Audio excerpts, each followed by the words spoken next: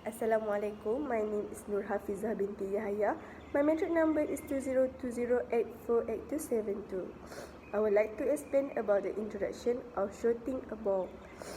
Skill is the ability to act with practice to approach good execution in each time interval. Domain general and domain specific skill are two common categories of skills. For example, in the type of work, basic skills like time management, teamwork and leadership, self-motivation and others are useful in all jobs, whereas domain-specific abilities are only applicable to a certain position. To evaluate the amount of ability being displayed and applied, specific situational factors and conditions are usually required. Shooting in association football refers to controlling the ball with a further intent to score.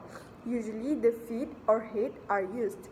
A shoot on target or shoot on goal will enter the goal or will have been accomplished because the goalkeeper or another defensive player had not intercepted it. A key competency for any soccer player to maintain is the ability to shoot the ball with force and consistency. Training is important to achieving appropriate techniques. Assalamualaikum warahmatullahi wabarakatuh. My name is Nur Shazah binti Abdul Ghani. I am from class RSR 1134B. My metric number is 2020854928. Today, I will present to you about muscle and bone involvement in shooting a football. Shooting a football uses a lot of muscle and joints. A successful kick requires good eye-foot coordination, balance, accuracy, skill, and power. Kicking is predominantly a lower body activity, but your whole body is involved in maintaining balance and stability. We will start with muscle involvement.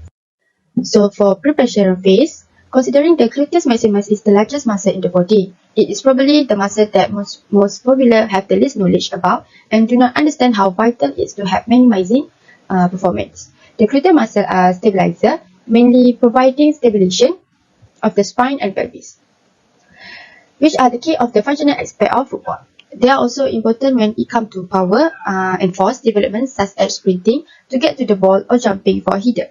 Therefore, properly education athlete about activation and strengthening the gluteus muscle can lead to improvised performance and decrease the risk of injury. Next, during sprinting, the hamstring muscle works extremely hard to slow down the lower leg.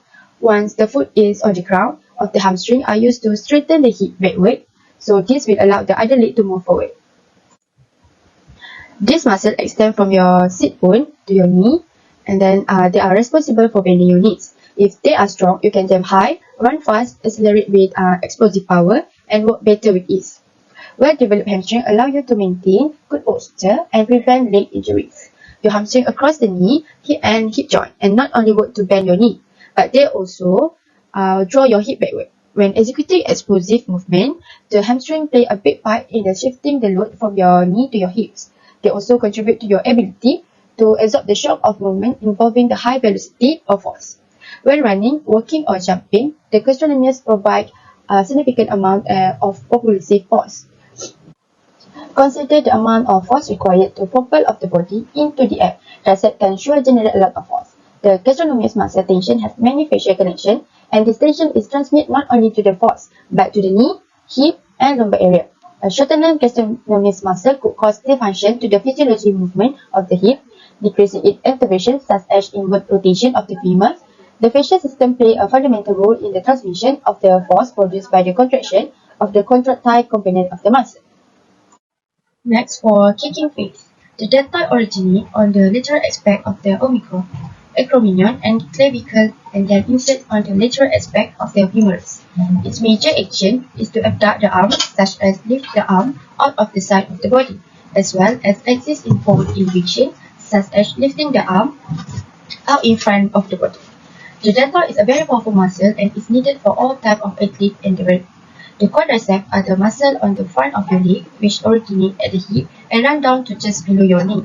Their main job is to extend the knee and flex the hips. Most of these actions occur as you kick as a soccer ball. When you begin the kick, your knee is flexed and your hip are extended. But as you follow through, your quadriceps extend the knee and flex to the hip to allow the ball to be kicked. The soleus muscle function to plantar flex of your foot. Plantar flexion is the direction of motion that occurs as your foot and toes point down. The soleus work with your calf muscle to accomplish this task.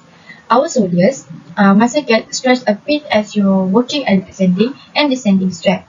It plays on a stretch during running and activity that require jumping and hopping. When this muscle is stretched, it stores energy which is then released when the muscle contracts and shortens. The rectus abdominis is activated when you kick a ball to keep your torso upright. The rectus abdominis and erector spine work to avoid your torso from collapsing forward or towards the back. As for the oblique, they are activated to your torso does not fall over to the either side. The collective action of this muscle results in a balanced torso position. Next, we will move to the bones involvement in shooting a football. So for preparation phase, the kicking action takes place in a sagittal plane about a frontal axis and involve the hip, knee and ankle joints. The bone of the knee involve the femur and tibia, which is from a hinge joint. The femur is the longest, heaviest and strongest bone in the entire human body. All of the body's weight is supported by the femur during many activities such as running, jumping, walking and standing. The patella is the largest sesamoid bone in the human body and is located anterior to the knee joint within the tendon of the quadricep femoris muscle, providing an attachment point for both and quadricep tendon and the patella ligament. The patella primarily functions to improve the effective extension capacity of the quadricep muscle by increasing the movement arm of the patella ligament. Additionally, the patella protects the quadricep tendon from frictional force by minimizing tendon contact with the femur and act as a bony shield for deeper structure in the knee joint. Lastly, for kicking phase, the pelvis has several important functions. Its primary role is to support the weight of the upper body when sitting and to transfer this weight to the lower limbs when standing. It serves an attachment point for trunk and lower limb muscle and also contract the internal pelvic organs. So that's all from me. Thank you. Assalamualaikum warahmatullahi wabarakatuh. My name is Muhammad Azim bin Azmi, metric number 2020848698 and from class RSR 1134B. In this slide, I will present about joint involvement terminology. Joint involvement in football are focused on the lower extremity and few upper body recognition. Lower extremity refers to the part of the body from the hip to the toes. As you can see in this slide, there are 6 distinct types of stages in kicking football. Stage 1, the approach angle. Stage 2, the plant foot force. Stage 3, the swing limb loading. Stage 4, the swinging phase. Stage 5, ball contact. And stage 6 is the follow through. These stages are used for explaining joint movement while kicking ball. Joint involvement of kicking ball is starting from stage 3, which is the swing limb loading. The involvement begins with the kicking limb moving posterior to the body that is in place, which is made possible by hip extensions. Stage 4, swinging phase, is to prepare the impact of kicking the ball. The legs that is used for kicking is also internally and externally rotates, flexes the knee and slightly bends the ankle joint. When the kicking foot makes a contact with the ball, your hip will flexes, rotates and abducts, while the knee maintains a modest continuous flexions. As a result of lifting the kicking leg forward, the pelvis will automatically rotate around the supporting limb and to begin moving forward. Turn the pelvis around the supporting leg and move the kicking legs tight forward while keeping the knee flexed. In the final stage of kicking the ball, which is stage 5 and 6, the kicking foot will exhibit plantar flexions at the ankle joint. Next, the knee of the supporting limb will maintain a continuous flexion during every phase of the kick. The movement helps in decreasing forward motion and is also required to absorb the force of landing. The supporting knee will begin to initiate an extension once the kicking limb is almost to contact the ball to stabilize its movement. Before making a contact with the ball, the supporting limb and the performer's trunk lateral flex before making contact with the ball. For phase 6, you need to follow through to improve your target accuracy. For preparatory phase, there are 3 joints involved, which is hip, knee and ankle. The action for hip is extension and hyperextensions. The agonist muscle is gluteal muscle, which is gluteal maximus and gluteal minimus. Next one is knee, and the action is flexions. The agonist muscle is hamstrings, which is biceps femoris, semimembranous membranosus, and semitendinosus. The last one is ankle, and the action is plantar flexions. The agonist muscle is gastrocnemius. The last one is kicking phase. Joints involved in kicking phase is hip, knee, and ankle. The actions for hip is flexions, and the agonist muscle is iliopsoas. The next one is knee, and the action is extensions. The agonist muscle is quadriceps group of muscles, which is rectus femoris, vastus medialis, vastus lateralis, and vastus intermedialis. And the last one is ankle, and the action is plantar flexions. The agonist muscle is gastrocnemius. Assalamualaikum warahmatullahi wabarakatuh. My name is Muhammad Rafi Abdul Rashid, metric number 2020607312, and now I will present about the synovial joint and the frame segment. Shooting ball that involves the synovial joint happens when the hips extends and knee flexes during the loading of swing phase, and during the latent part of swing phase, the leg flex on the hips and knee extends while the plantar flexing the ankle to kick the ball. So heel joints also, which is hips, hips bone, ankle and knee, had a similar type, which is hinge joint.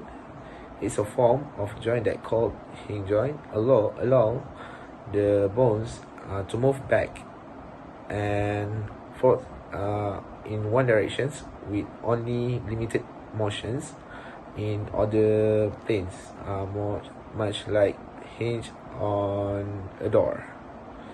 Hips bone also one of the synovial joints that involve the ilium, pubis, and ischium. The bones of the knee are the femur and tibia, which form a hinge joint, and the bones of the ankle involve the calcaneus and tibia, which form a modified joint.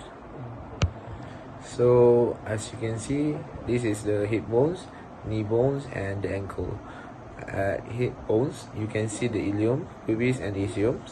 At knee, you can see the medial collateral ligament, lateralis, and patella, which is the kneecaps, and also the fibula. At the ankle, in this picture, you can see the tibia, fibula, and talus. Also the posterior talofibular ligament, anterior talofibular ligament, and calcaneus. So now we move to the frame segments. In this frame segment, you can see the picture of the shooting in a ball. So this is the sequence of movement that involve the joint in a shooting in a ball. So the joint that involved in this movement is ankle, hips, and the knee. Hi, Assalamualaikum. My name is Muhammad Nofal Samans, which number metric 2020-84142. So for the next part, I'm going to continue with the step of maximizing shooting a ball. First of all, I will start with simple introduction for the topics. The ability to shoot the ball with power and accuracy is essential for every football player. Practicing is always the greatest approach to achieve proper technique of shooting a ball. Consider the following shooting techniques features while you are on the practice field. If you can master them all, your skill will grow tremendously over time. Look up before kicking the ball. Before you shoot, look up at the area in front of you. Concentrate as much as you can on where you want the ball to go. Take note of other players, including the defenders, goalkeeper, and your teammates. Some professional players may be seen shooting without looking up. They get an understanding of their field positioning through in-game experience. That is how practice or training works. This especially often happen near the goalpost because looking up may slow the shoot slightly. The second step is keep your eye on the ball. Return to look back on the ball and hold it there until you kick it. This will be resulting in more power and more precise shoot. The third step is run towards the ball with even strides. Maintain the same stride length as you were when running. Stretching too far forwards or taking a quiet small step before shooting can throw you off balance. Stand only far enough back to reach the ball in 3 or 4 steps while kicking a non-moving ball. The fourth step is plant your non-kicking foot next to the ball. The location of the other foot determines where the ball will travel. Place it next to the ball, approximately a shoulder width apart from other foot. Use your feet at least at a nice medium distance. Maintain a straight line to the goal with your toes. Where you need to raise the ball higher, take your foot a bit further from the ball will help, just as when you're kicking over a wall of defender. The fifth step is bring your kicking leg back as far as possible. If you bring your leg further behind, the more power that you will get when kicking the ball. At the same time, bend your knee and keep your toes pointing downwards. In the ideal kicking stand, your leg should be shaped like a V.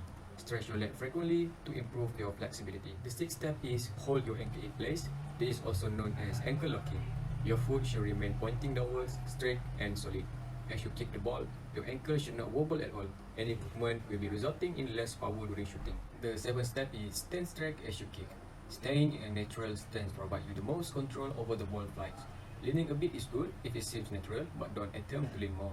Instead, concentrate on shifting to face the goal. If the ball frequently goes over the goal, you may be leaning back too much. If it remains lower than expected, you may be leaning too far forward. The eighth step is target the middle of the ball. Determines where your foot will contact the ball. This is usually the area of the ball closest to you. Kicking it in the middle allows you to manage your shoot while also producing a lot of power. Kick the ball slightly lower than center to increase the height of your shot in the area. Kick the ball left or right off center to bend it. When you kick to the left, the ball curves to the right. When you kick on the right side, it swings to the left. The second last step is strike the ball with the laces of your shoe for a more powerful shot. Put your foot forwards to create strong but accurate strokes. Strike the ball with the top of your foot. This is the style of shooting you will need the most of the time.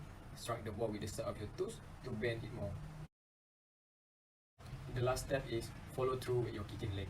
Continue to move after striking the ball. Bring in your kicking leg at a medium height. Step through and place one foot on the ground. A poor follow through leads your shot to miss the mark or shooting off target. Lift your leg higher into the air during the follow through to make the ball travel further. The conclusion is no one talent is more important than a team in football, at least in the perspective of a coach. But there is no denying that the fans absolutely love the player that have the ability to score goals in numerous numbers during game. In many situations, this ability comes naturally. However, in order to master the ability to score goals, you must put in a lot of hours on the training field, concentrate on your technique, and consider other factors such as muscle, bones, joints, and body structure. One of the basic parts that complete the model of a complete football player is shooting the ball. Shooting is not limited to one position, and it is a talent that any skilled player should aim to perfect the ability of shooting.